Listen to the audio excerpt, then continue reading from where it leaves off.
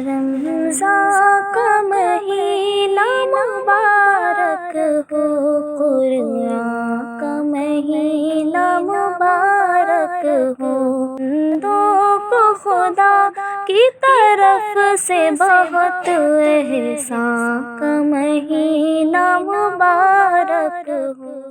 ناظرین السلام علیکم۔ صفا آن لائن کے سلسلہ وار پروگرام شان رمضان میں مسائل رمضان کی چوتھی قسط کے ساتھ میں ہوں منور سلطان۔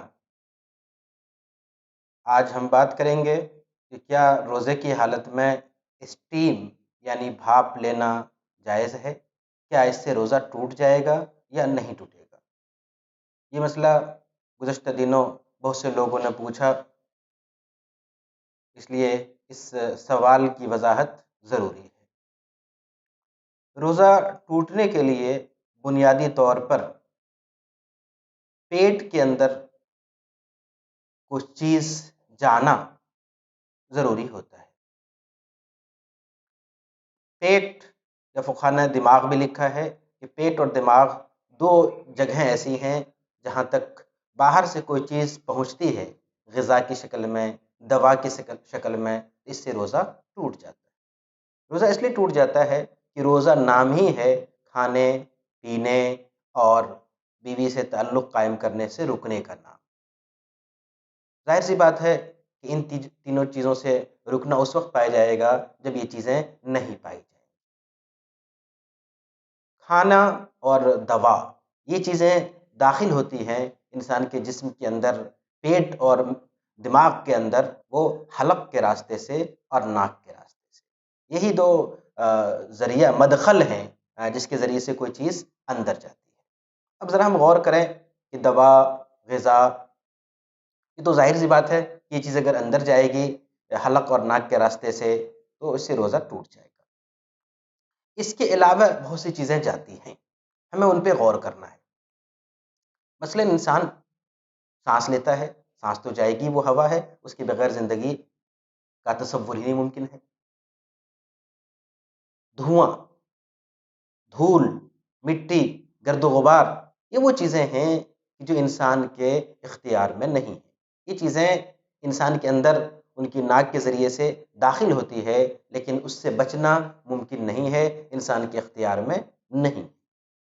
کچھ چیزیں وہ ہیں کہ جو ناک کے ذریعے سے اندر جاتی ہیں، لیکن اس سے بچنا ممکن تو ہے، البتہ احادیث میں ہمیں اس کا ثبوت ملتا ہے۔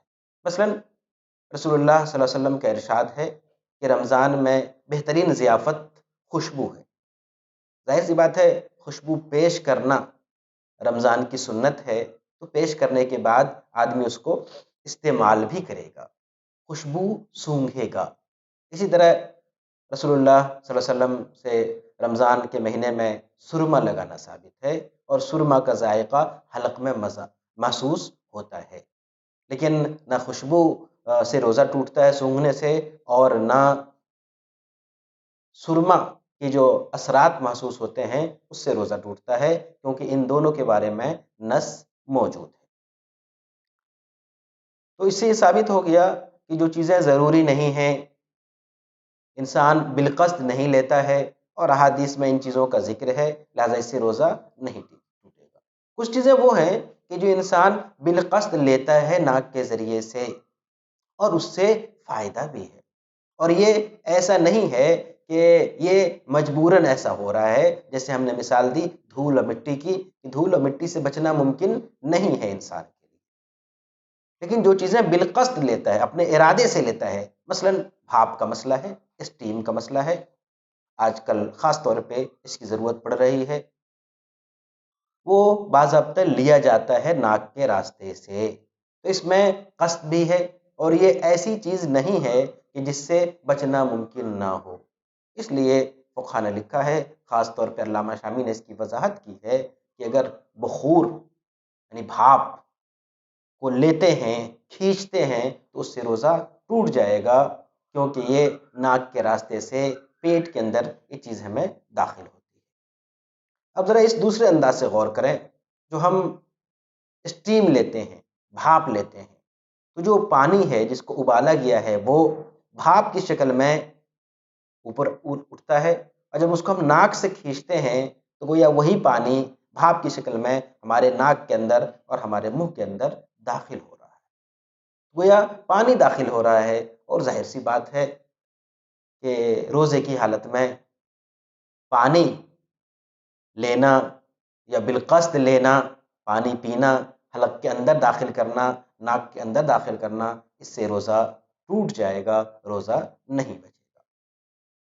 تو یہ بات واضح ہو جاتی ہے کہ روزے کی حالت میں اسٹیم لینے سے روزہ ٹوٹ جائے گا، روزے کی حالت میں لینا جائز نہیں ہوگا۔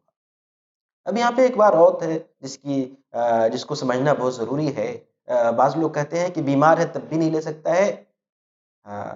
حضرات، بیماروں کے لیے روزہ چھوڑنے کی اجازت ہے، روزہ نہ رکھنے کی اجازت ہے۔